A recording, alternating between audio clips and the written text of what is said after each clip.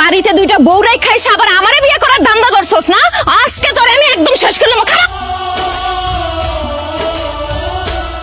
আমায় দুনিয়া থেকে চুরি করে।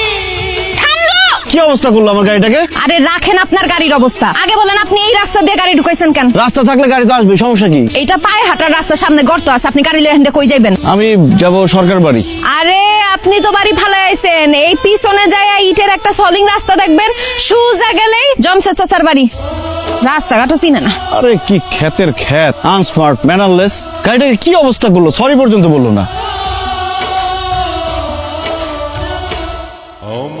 এত দেরি হলো কেন? তো অনেক আগে আসার কথা। আরে দেরি হয়েছে, রাস্তা ভুলে গেছিলাম। কত বছর আগে আসছো, তখনকার রাস্তা আর এখনকার রাস্তা কি এক আছে? বদলাই গেছে না? আরে বাইনার গাড়ি থেকে মালপত্র সব নামায় ঘরে রাখ। মামা মালপত্র পরে নামাক। আও ভাই তুমি যাও, আমার গাড়িটা ধুই ধুইব। গাড়ির অবস্থা খুব খারাপ। 1000 টাকা নাও, সাবান শ্যাম্পু যা লাগে কিনা গাড়িটা একদম চকচক করবা। যাও। এই গাড়ি ধুইতে আবার 1000 টাকা লাগে, 100 টাকা দিলেই তো হয়। মামা দামি গাড়ি, 100 টাকা দিয়ে হবে না। তোরা খাড়া আছিস কেন? যা পুকুরে জাল ফেলা, বড় মাছটা ধরে নেয়। আরে যা না, খাড়া আছিস কেন?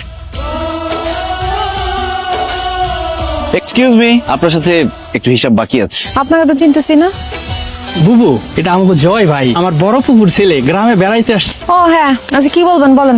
আপনি যে কালকে আমার গাড়ির এত ক্ষয়ক্ষতি করলেন, জরিমানা তো দিলেন না। জরিমানা না দেন, অন্তত সরি বলেন। সরি বলবো কেন? আমি তো কিছুই বুঝতেছি না। ও গ্রামের খ্যাত, সরি বলতেও জানে না।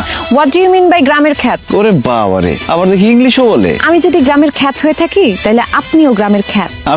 আমি সৈয়দ বংশের ছেলে। আমার দাদা সৌদি আরব থেকে আসছে এখানে। কথা বলার আগে ইতিহাসটা একটু ভালো মতো জাইনা নিয়েন। সৈয়দ বংশের অবস্থা যদি এতই ভালো থাকতো তাহলে তারা সৌদি থেকে ভাগ্যের খোঁজে এই গ্রামে আসতো না।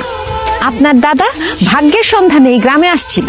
তারা কিন্তু সৈয়দ বললে কেউ চিনতো না, সবাই চিনতো সৈয়দ মাস্টার বইলা, কারণ সে সরকার বাড়ির জায়গির মাস্টার ছিল।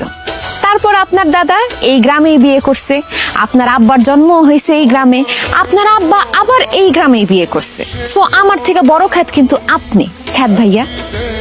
মুখের উপরে আপনার ঠাস ঠাস করে কেমন অপমান করে গেল? অপমান করছে ঠিক আছে, কিন্তু অপমান হজম হতে দিব না। ফুলের মতোই যাবো যে ঝরে। দুঃখিত মুরগির জন্য আর লেগ পিস আপনার জন্য। আব্বা সর্বনাশ হয়ে গেছে, আব্বা তাড়াতাড়ি আসো। ও আব্বা তাড়াতাড়ি আও। আরে কি হইছে?